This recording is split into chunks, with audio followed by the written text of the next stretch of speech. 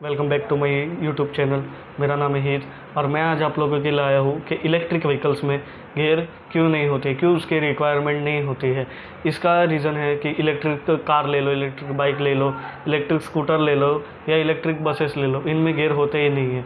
लेकिन अपने जो पेट्रोल और डीजल इंजन है उसमें AMT हो गया, मैनुअल हो गया, DCT, CVT, ये सब में वो गियर रहते हैं। तो मैं आज आप लोगों के साथ ये शेयर करूँगा, इसके लिए वीडियो पूरे एंड तक देखना। तो जो अपना पेट्रोल या डीजल इंजन होता है उसमें जो RPM होते हैं वो 4000, 5000, 7000 तक रहते हैं।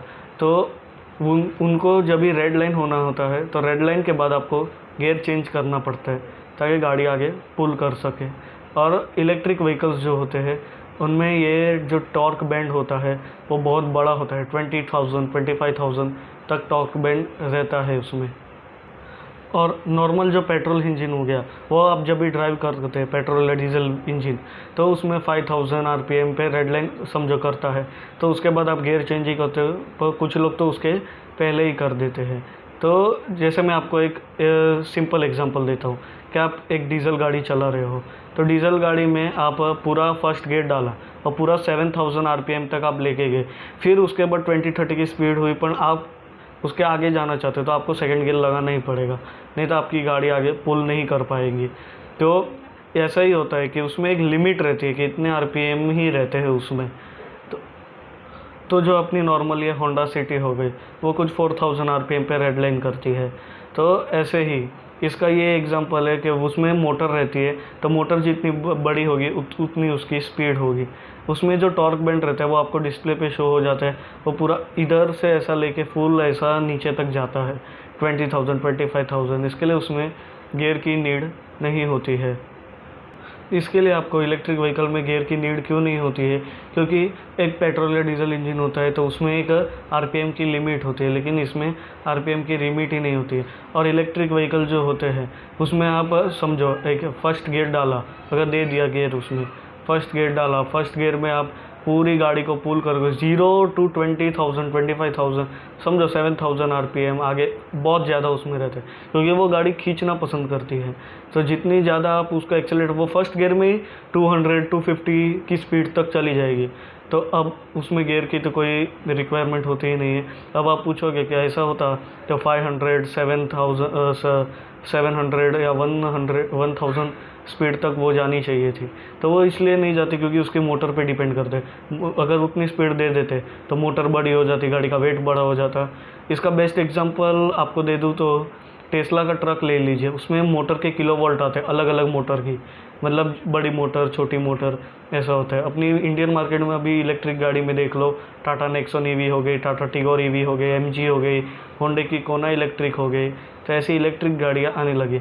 और टाटा तो अभी ज़्यादा से ज़्यादा सब जगह अपनी फास्ट चार्जिंग की सर्विस भी दे रहे हैं। 2 घंटे में आपकी गाड़ी फुल चार्ज हो जाएगी और उसकी रेंज 200 to 250 की मिल जाएगी आपको किलोमीटर, अगर आप इकोनॉमिक स्पीड पे ड्राइव करते हैं उस गाड़ी को। अगर ज़्यादा स्पोर्ट्स मोड में खींचना पसंद करते हैं फिर भी 150 तक हो जाएगी। अभी के जो पेट्रोल और डीजल के बढ़ने के दाम में हैं तो उसके कंपैरिजन में आपको इलेक्ट्रिक गाड़ियाँ सस्ती पड़ जाएगी। और देखिए इलेक्ट्रिक गाड़ियों में जो टॉर्क बैंड होता है RPM का वो ज़्यादा बड़ा होता है, इसके लिए उसमें गियर की नीड आपको ज़रूरत गियर की पड़ती ही नहीं है। और अपने पेट्रोल और डीजल इंजन में RPM की एक लिमिट होती है, तो इसलिए उसमें इलेक्ट्रिक व्हीकल्स में गियर बॉक्स नहीं दिया जाता। और मैंने जैसा आपको कहा कि टेस्ला ट्रक में जो मोटर की किलोवोल्ट होती है वो अलग अलग होती है, तो उसका बेस्ट वीडियो आप उधर देख सकते हैं, क्योंकि उसमें आपको डिटेल में समझ में आ जाएगा। होप अगर आपको समझ में नहीं आया हो तो इसके लिए इलेक्ट्रिक व्हीकल्स में गियर की नीड नहीं होती है, क्योंकि 0 RPM से 25,000 तक वो बिना गियर के ही खींच जाती है। तो उस गाड़ी में आपको गियर की कोई रिक्वायरमेंट ही नहीं है।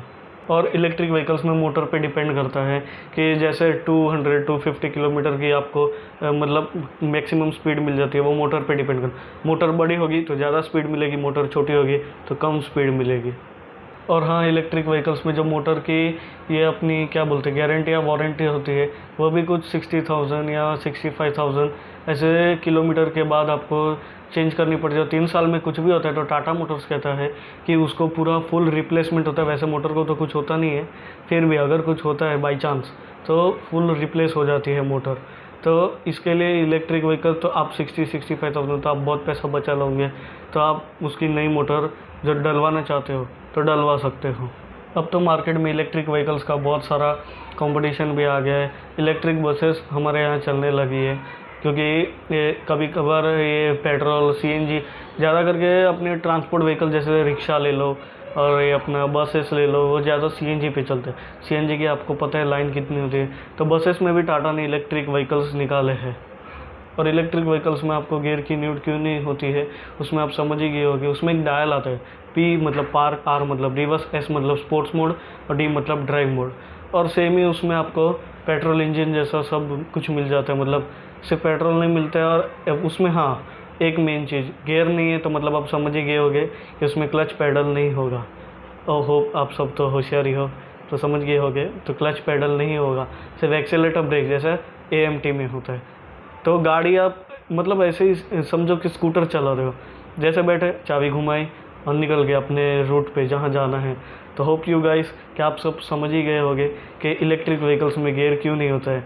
नहीं समझे हो तो इसकी डिटेल एक मैं फुल मैकेनिक से कह के ऐसा कुछ कहूँगा कि मुझे वीडियो बनाने दे कि जो वो कैसे वर्क करता है। तो आप कमेंट करके बताना कि वीडियो अच्छी लगी या नहीं, तो लाइक शेयर और सब्सक्राइब कर देना।